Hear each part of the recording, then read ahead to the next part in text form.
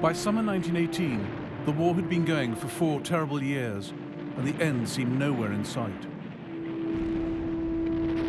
Unless we can look ahead and plan for 1919, we shall be in the same melancholy position next year as we are this. Do the means of beating the German armies in 1919 exist? Have we the willpower?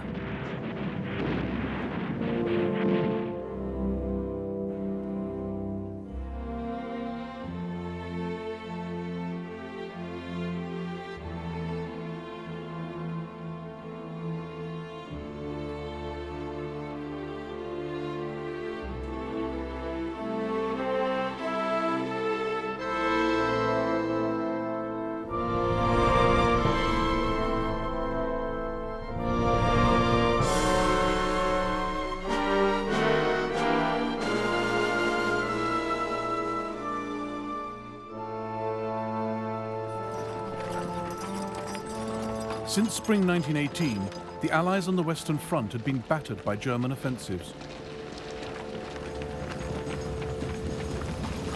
But in August, the Allies secretly assembled a strike force in northern France.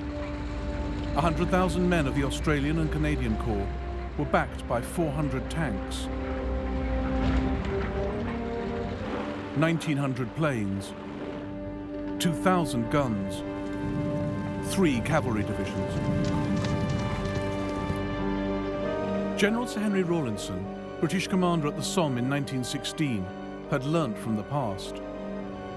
He embraced new ideas, the close combination of men and machinery, the importance of achievable goals. My only difficulty will be to get enough divisions and to keep the thing secret.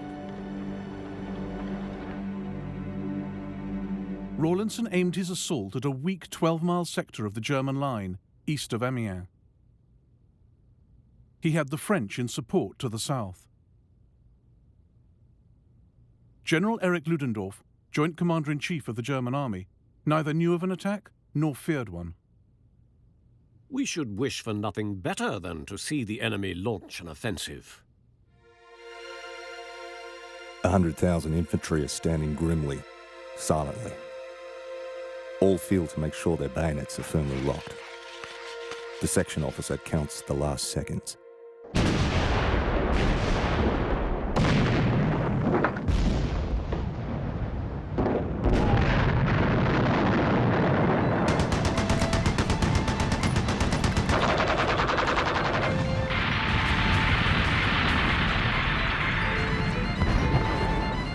The speed was terrific. Within a few moments of the Huns running from our tanks and infantry, our guns were coming up into new forward positions. It was glorious to be in the rush of an advance.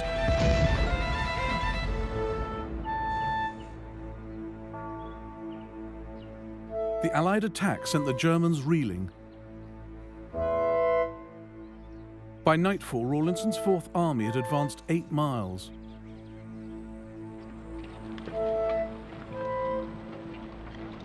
They killed and seriously wounded 9,000 Germans and captured 18,000 more.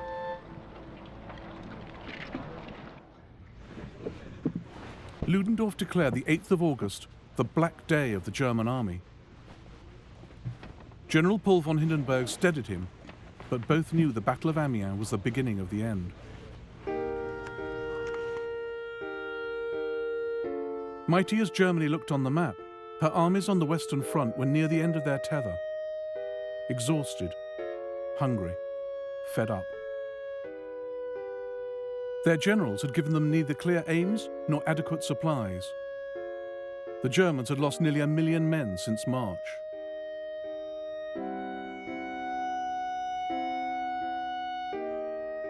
Ludendorff blamed the home front for spreading defeatism. I was told of behavior which I openly confess I should not have thought possible in the German army. Whole bodies of our men had surrendered to single soldiers. Germany's problems went beyond poor morale.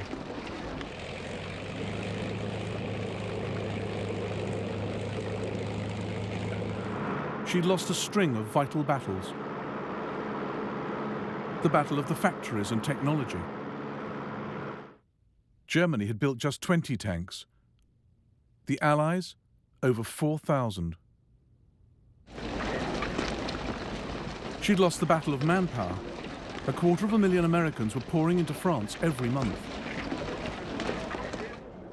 She'd lost the battle of command. The Allies worked together under the leadership of Marshal Ferdinand Foch. But Ludendorff's generals despaired of his lack of strategic plan, and some feared for his mental health. Great crisis this morning, very nerve-wracking. Ludendorff is a bundle of nerves. It's never his fault. He looks everywhere for scapegoats.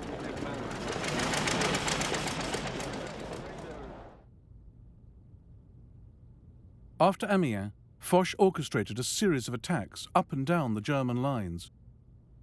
First French, then British, now American. The Germans fell back under the rain of blows.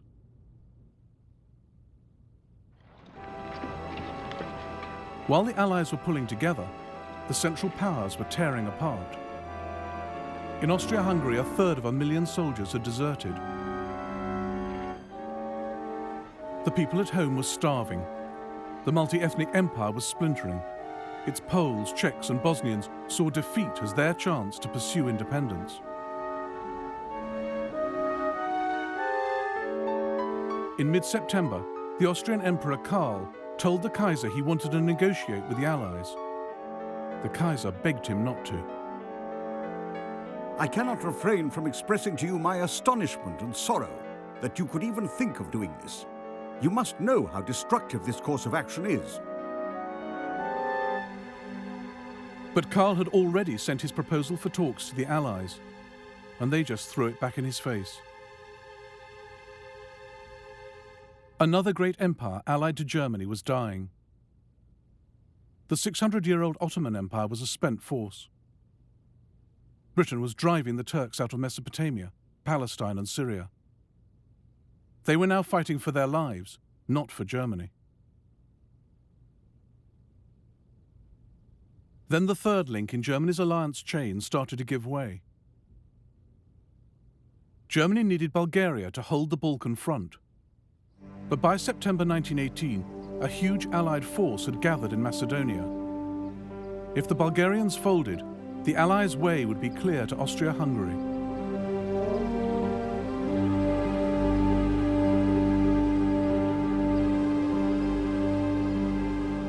The Bulgarians were dug into these trenches, their morale cracking. Crown Prince Boris was almost attacked by his own soldiers when he visited the front. We are naked, barefoot, and hungry. An empty knapsack does not guard a frontier.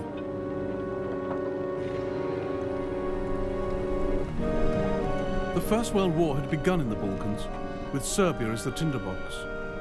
Now, as part of the Allied force, she was in at the kill. And for the Serbs, it was personal. In 1915, the Bulgarians had helped kick them out of their homeland. Here was the Serbs' chance for revenge.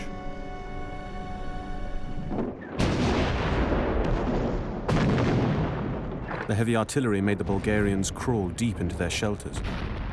All the excitement made my hair stand on end. My blood was up.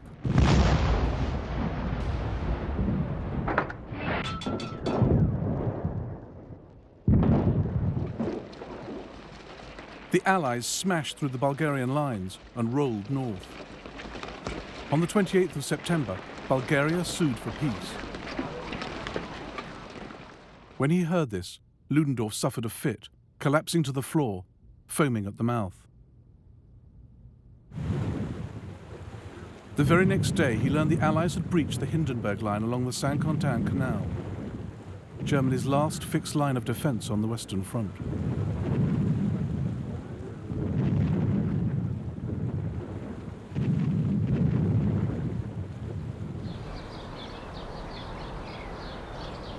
Two days later, on the 1st of October, Ludendorff summoned his senior staff to his headquarters in Spa. Among them, Colonel Albrecht von Thaer. Ludendorff stood up. His face was pale and full of deep worry. He said it was his duty to tell us that our military condition was terribly serious. Bulgaria has already been lost. Austria and Turkey are both at the end of their strength. Any day now, our Western Front could be breached. Therefore, the Supreme Army Command demands that a proposal for bringing about peace be made without delay. Ludendorff's stark decision to ask for an armistice, or ceasefire, was a terrible shock. Generals quietly sobbed. When Ludendorff left the room, terror followed him. I grabbed his right arm with both hands and said, "Your Excellency, can it be true? Is that the last word? Am I awake or dreaming?" I was completely beside myself. He remained calm and gentle and said to me with a deeply sorrowful smile, "Unfortunately, that is how it is, and I see no other way out."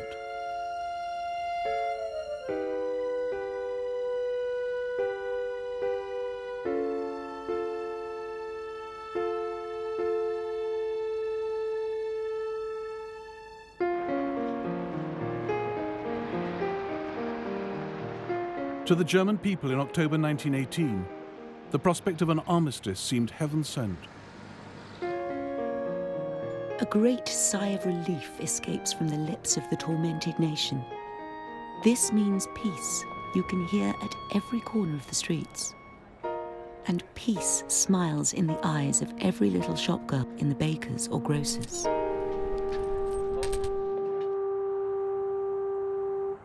Germany's soldiers had kept her politicians in the dark about the string of military disasters.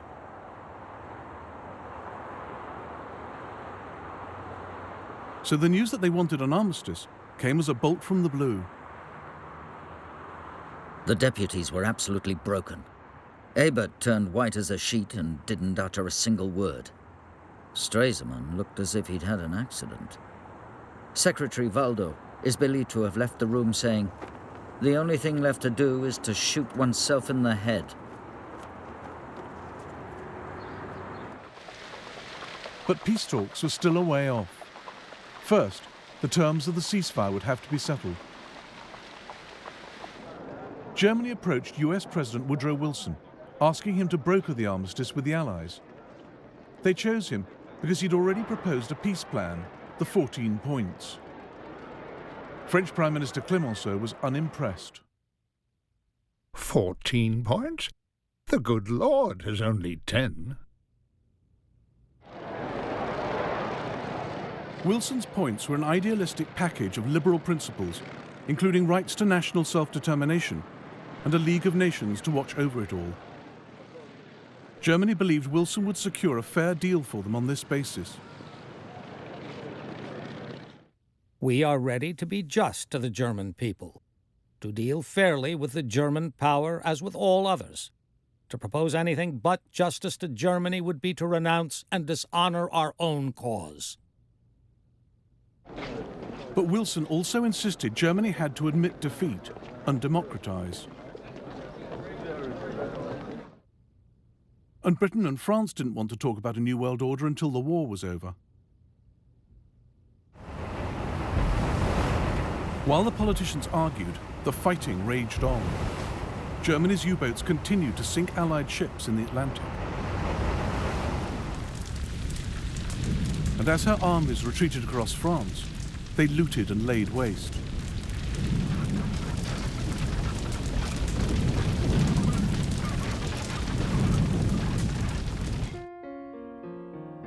"14-year-old Yves Congar had kept a diary throughout the German occupation of his hometown of Sedan. He longed for freedom, but dreaded the price the French would have to pay for it.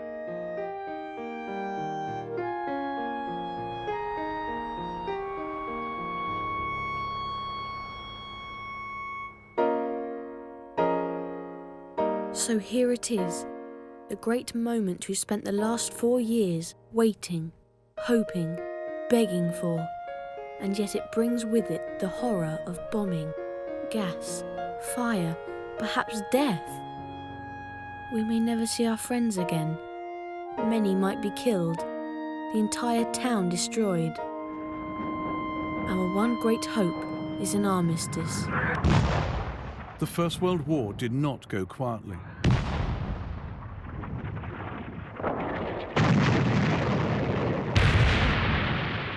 The final months were more lethal than the trench war of past years had been. Men now had to leave the safety of trenches and cross open ground with little place to hide from sweeping machine gun and shell fire.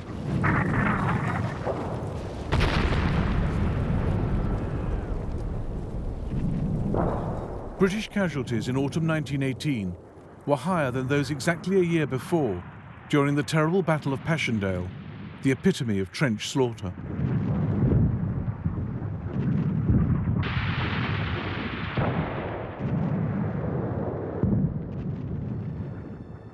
And the closer to peace, the harder it was to bear the losses.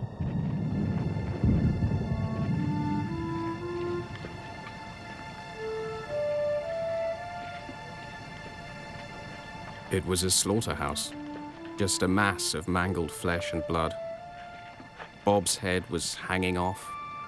You couldn't tell which was Harris and which was Kempton. What was left of them was in pieces. We knew the enemy was beaten. After 3 years in France and the end so near, Bob killed. Harris, who'd left a young bride, killed. Jimmy Fuchs, whose time was nearly up, killed. Kempton, who also was due for leave, killed. General Haig had seemed careless with his men's lives at the Battle of the Somme in 1916. Now he argued for stopping the war without a total defeat of the Germans. The British alone might bring the enemy to his knees, but why expend more British lives? And for what?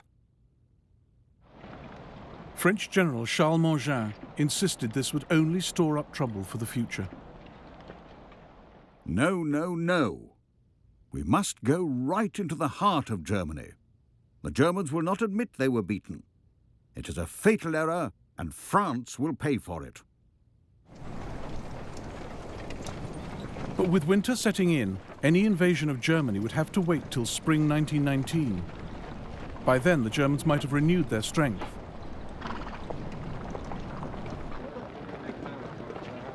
Marshal Foch believed France would get what she wanted by negotiation. No need to battle on to Berlin. So the Allies set out to achieve on paper what their armies had not done in the field: obtain Germany's unconditional surrender.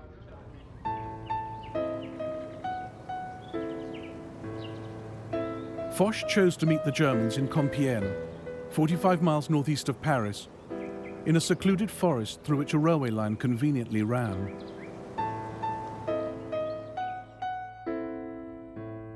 In his train on the 8th of November, Foch handed the armistice conditions to politician Matthias Erzberger, leader of the German delegation.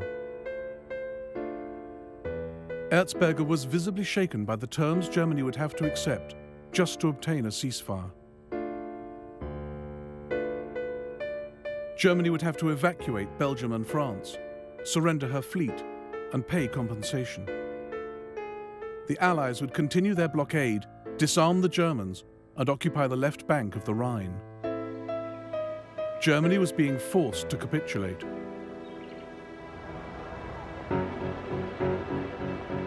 Meanwhile, the country Erzberger represented was falling apart, its cities swept by revolution.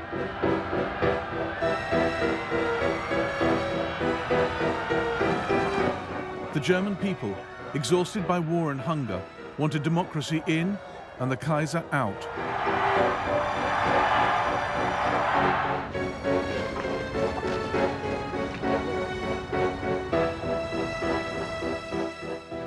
But it was the German army which forced the Kaiser to abdicate. He asked his generals to turn the army against the people, but the generals refused.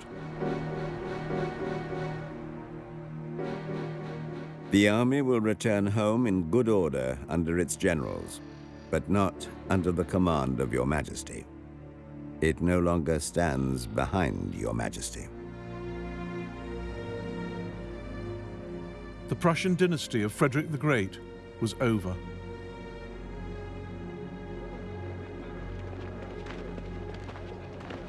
The next day, the Kaiser slipped into exile in Holland. He would live long enough to hear that Germany had beaten France in 1940. He never accepted that in 1918, his army had been defeated. For 30 years, the army was my pride. Now, after 4.5 brilliant years of war, with unprecedented victories, it was brought down by a stab in the back from the dagger of the revolutionaries at the very moment when peace was within reach.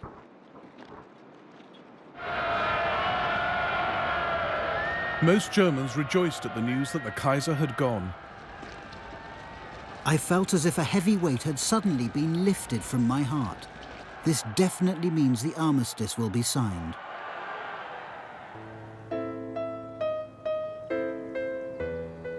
Back in the forest at Compiègne, Erzberger now found himself representing the German Republic. At 5 a.m. on the 11th of November, he signed the armistice.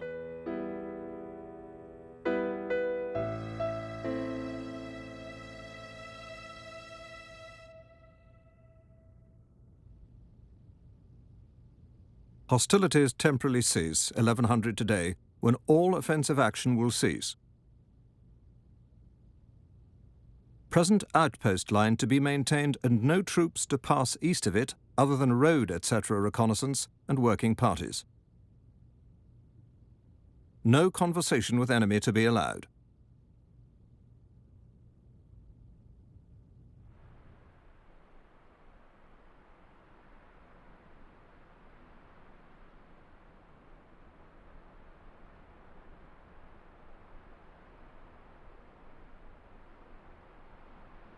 The most remarkable feature was the uncanny silence. The war was over. Peace and safety was a new thing. It could not be grasped in a moment.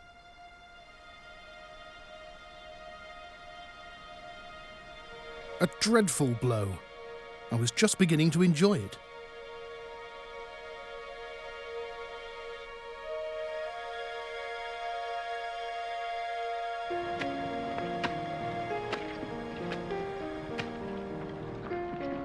No more slaughter. No more maiming. No more mud and blood. No more shoveling bits of men's bodies and dumping them into sandbags. No more writing those dreadfully difficult letters to the next of kin of the dead. A strange and unreal thought was running through my mind. I had a future.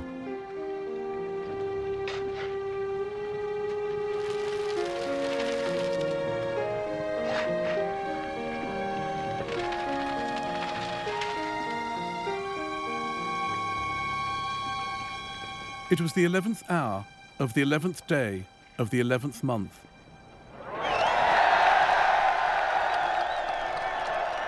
A great cheer arose all along the line. We could hear the men, 1,000 yards in front, raising holy hell. The French, behind our position, were dancing, shouting, and waving bottles of wine.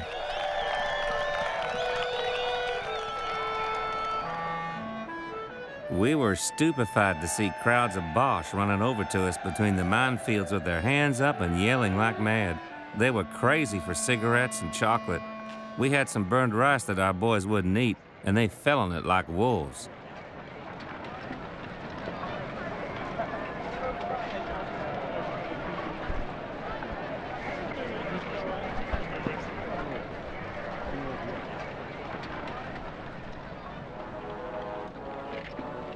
Our soldiers were choked with emotion. I thought about my family, about all the women of France. Except those who are alone and who cry.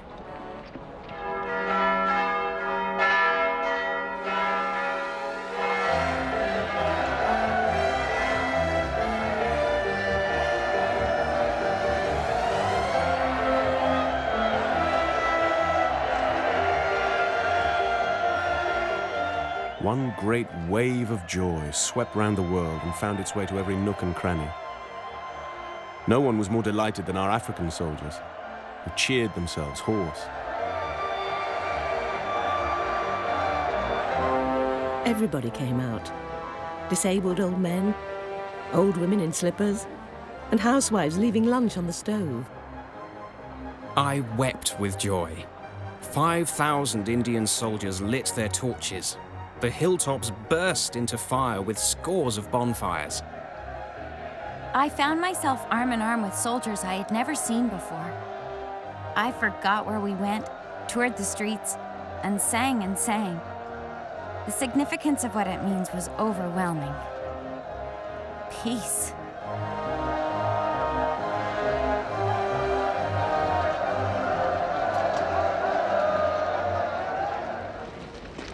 People whose lives were shaped by the war went home. People the world did not yet know. Ernest Hemingway, Bertolt Brecht, Harold Macmillan, Vera Brittain, Charles de Gaulle, Joseph Tito, Benito Mussolini, David Ben-Gurion, Mustafa Kemal. And one of the most insignificant of them all, for now, Adolf Hitler.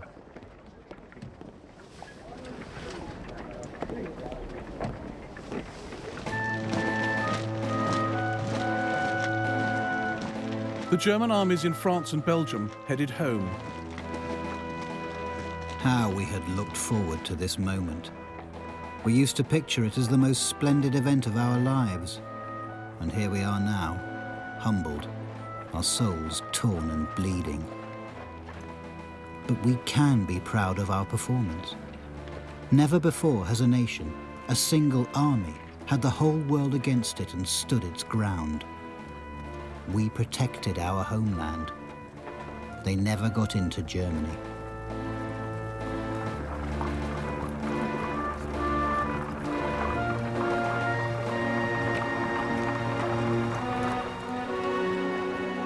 In mid-December 1918, the first German troops arrived in Berlin. The people welcomed them as an army with no cause to feel ashamed. The men wore green laurel wreaths over their steel helmets. The machine guns were garlanded with green branches. Many a soldier had a child or sweetheart on his flower-wreathed horse. A feeling of confidence, of fresh hope in the future, seems to have returned with the troops. Germany's new Republican Chancellor, Friedrich Ebert, reinforced the dangerous illusion that they had not been beaten in this war. I salute you, who return unvanquished from the field of battle.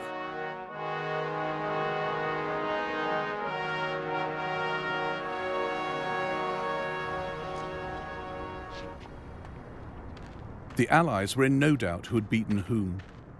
Allied troops moved into Germany and began their watch on the Rhine. The German fleet was surrendered to Britain, and the Allies assembled in Paris to dictate the terms of the peace.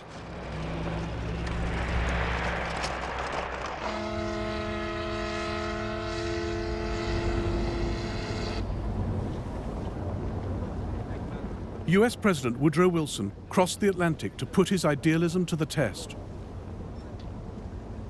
We have used the great words right and justice, and now we are to prove whether or not we understand those words and how they are to be applied.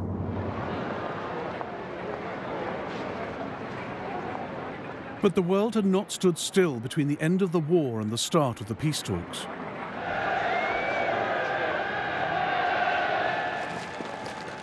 On the 22nd of November 1918, the Belgian King Albert came home in triumph to Brussels.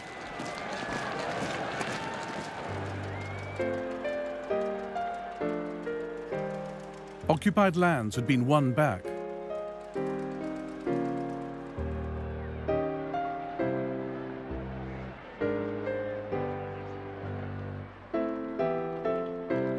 The French repossessed Alsace-Lorraine.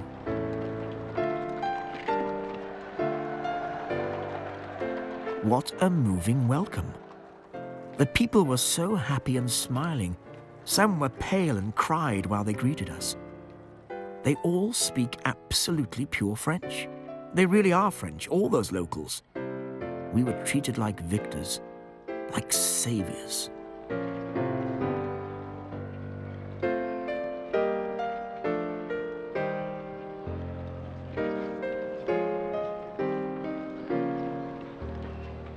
These scenes confirmed that France and Belgium had been liberated from an evil grip, that this was a victory for the Allies.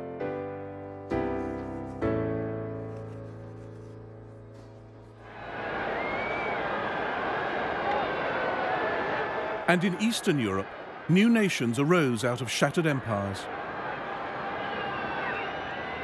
They didn't wait for the peace conference to bring them self-determination.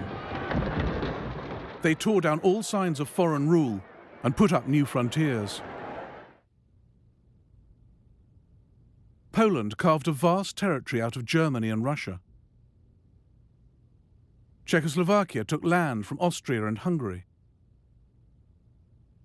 And Serbia realized the aim she'd started the war over by founding her own Slav superstate. The peace talks would recognize these new nations. They did not create them.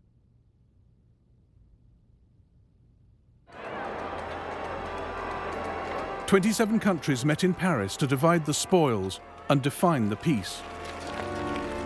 The losers were not invited. We are going into these negotiations with our mouths full of fine phrases and our brains seething with dark thoughts. The big decisions were made by the Council of Four. Prime Ministers Orlando of Italy, Lloyd George of Britain, Clemenceau of France, and US President Wilson. All liberals, but with very different agendas and forceful personalities. Arguments between Lloyd George and myself were so violent, Wilson had to interpose between us with outstretched arms, saying pleasantly, "I have never come across two such unreasonable men." Clemenceau wanted Germany restrained for the sake of French security. Orlando wanted more territory for Italy. Lloyd George looked beyond Europe to safeguard the British Empire. Wilson wanted his new world order with justice and democracy for all. But first, there was the little matter of settling the war, and that would force Wilson to compromise his ideals.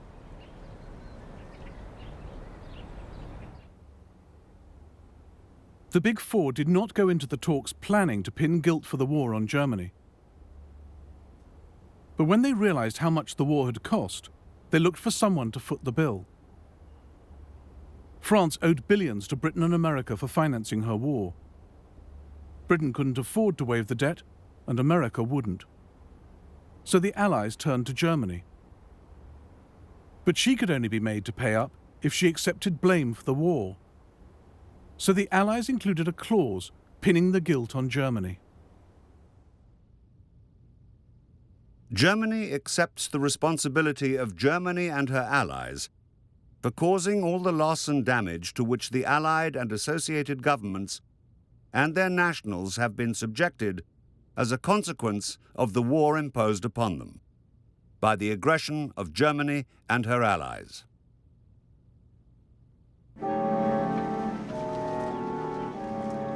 On the 7th of May 1919, the German delegation came to collect the treaty, expecting to find an even-handed settlement infused with Wilson's sense of fair play.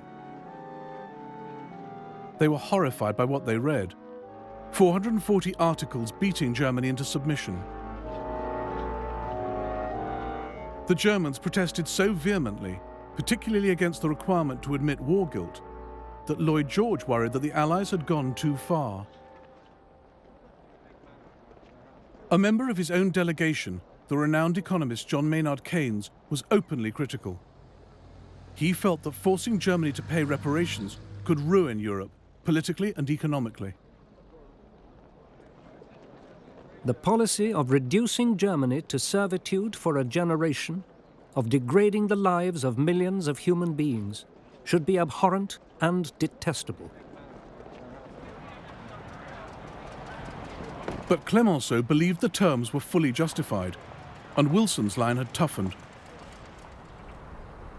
He had wanted to treat Germany fairly, but as a liberal he was appalled by the way she'd waged war, and as President of the United States, he wanted America's loans repaid. It is a good thing that the terms should be so hard, so that Germany may know what an unjust war means. If the Germans won't sign, then we must renew the war.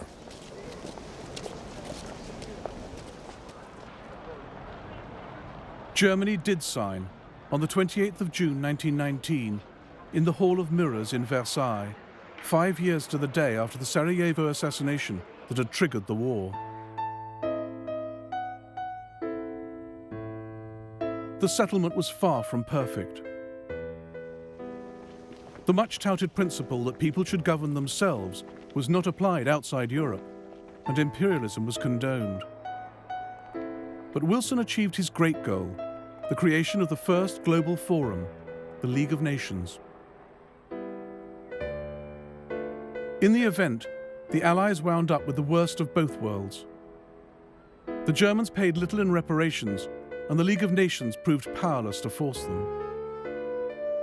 And the Versailles terms left some Germans, like future Nazi Rudolf Hess, smouldering with resentment, with disastrous consequences. The only thing that keeps me going is the hope for the day of revenge, however far off it may be. I wonder whether it'll happen in my lifetime. Marshal Ferdinand Foch felt the Allies hadn't been tough enough and realized the world would have to go to war again. This is not peace. It is an armistice for 20 years. He got it wrong by just 65 days.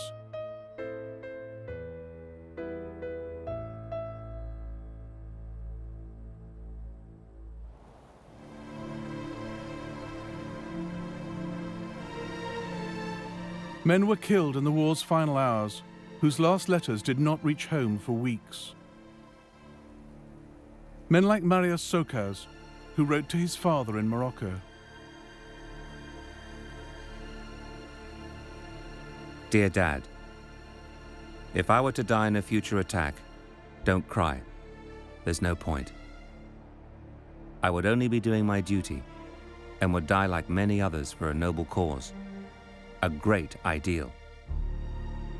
I am proud to be your son, and I want to tell you today because who knows what the future holds. I love you more than I have ever shown you. Love and kisses, Marius.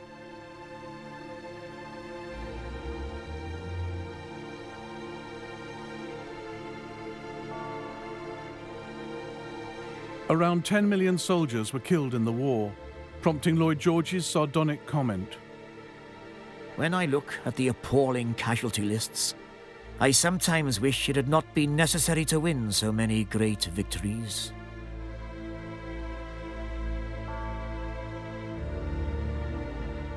The tidy rows of crosses sanitize the deaths. They often cover mass graves, with a man represented only by the part of him that could be found and identified. Verdun in France has a huge vault, full of bones. Some of the millions posted missing in the war, the place and circumstance of their death unknown. No one is certain how many civilians died, women, children and elderly, caught in the mayhem of the Eastern Front, in the flight of the Serb nation in 1915, in the Armenian massacres, in occupied France and Belgium.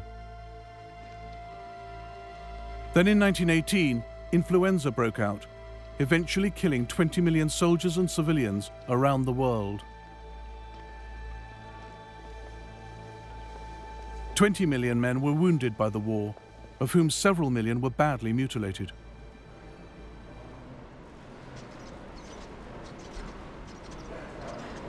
The French called one category the gueule cassée, the broken faces.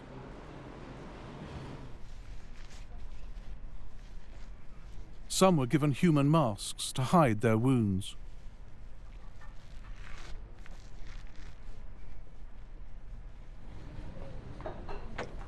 New faces, new legs, new arms.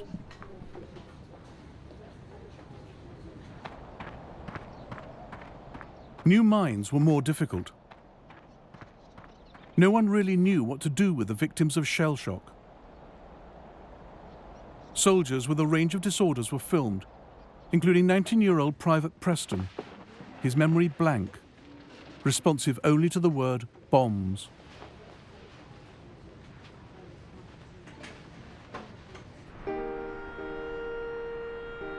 Over the decades which followed, the suffering and the dying and the sense of futile waste, central themes in the war's poetry, came to dominate our perceptions.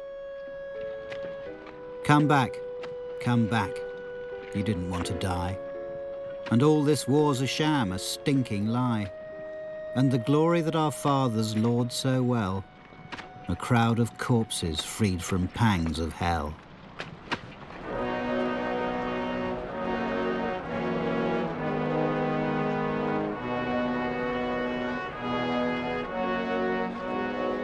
But in its immediate aftermath, when the memorials went up around the world, the First World War was not seen solely in terms of senseless slaughter.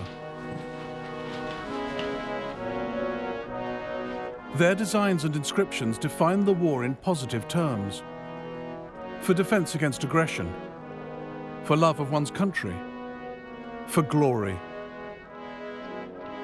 So much hardship, so much heroism, and now such overwhelming glory. Anything after this can be no more than an anticlimax. Germany too celebrated victory where she could. A gigantic monument was built in 1927 at Tannenberg to commemorate Germany's triumph over the Russians in 1914. It was inaugurated by Field Marshal Hindenburg. The war may have been lost, but the dead were proclaimed as heroes, the struggle itself honored. Though the aim for which I fought was not to be achieved, we learnt once and for all to stand for a cause and, if necessary, to fall, as befitted men. Many Allied memorials spelt out the values felt to be at stake during the war. In the stained glass window in Canterbury University, New Zealand, the Central Powers are depicted as the dragon of brutality and ignorance. The Allied troops have humanity and justice on their side and are naturally victorious.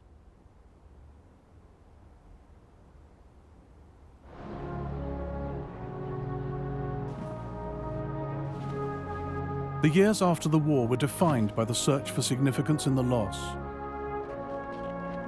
National symbols like the cenotaph and the unknown warrior helped answer the question in so many people's minds: what did all the suffering mean? In 1920, the body of an unidentified British soldier was exhumed in France and transported home.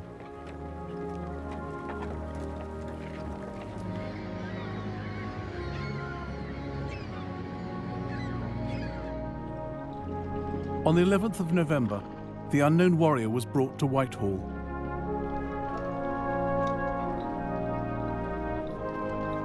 He did not seem an unknown warrior. He was known to us all. He was one of our boys. To some women, he was their own boy, who went missing. To many men wearing ribbons and badges, he was one of their comrades.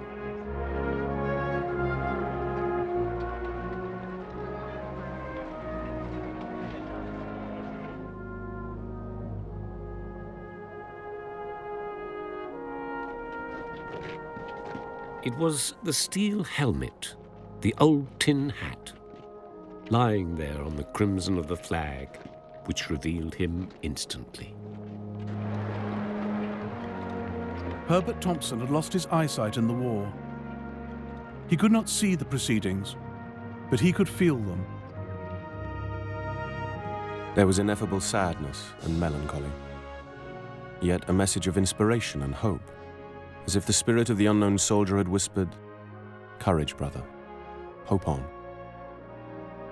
I felt with my comrades almost ashamed that I had given so little, while he who was sleeping by us had given all.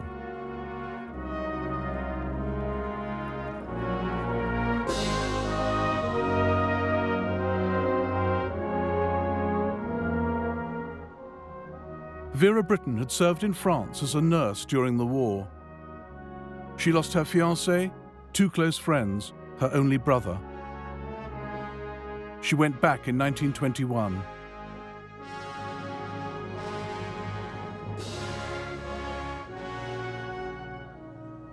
At Amiens, we stood in the dimness of the once threatened cathedral. We looked up with reminiscent melancholy at the still-bordered stained glass windows smashed by German shells, realizing with sudden surprise that in my own mind the anger and resentment had died long ago, leaving only an everlasting sorrow and a passionate pity.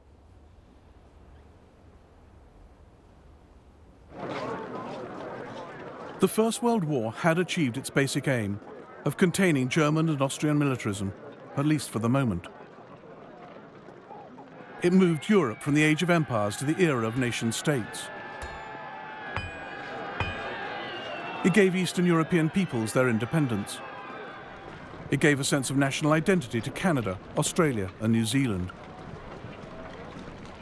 It helped Russia become the world's first communist state and launched America as a world power.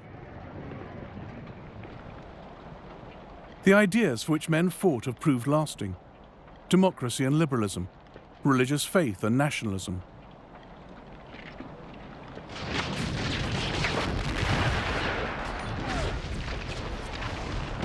But the First World War solved few of the grievances over which it was fought. We live with its unresolved consequences in the Middle East, the Balkans, Ireland. It wasn't the war to end all wars, not just because it left dangerous loose ends, but because it bequeathed the world a terrible message: that war can affect change, that war can fulfill ambitions, that war can work.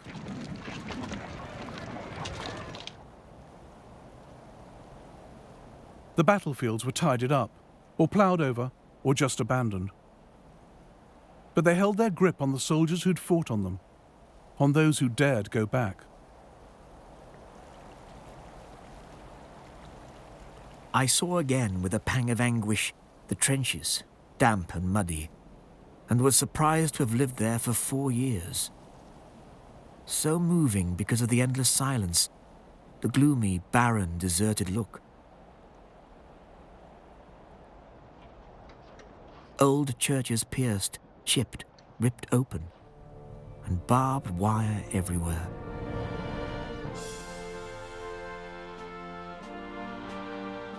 Life resumes. Things remain the same. We're the only ones who have changed.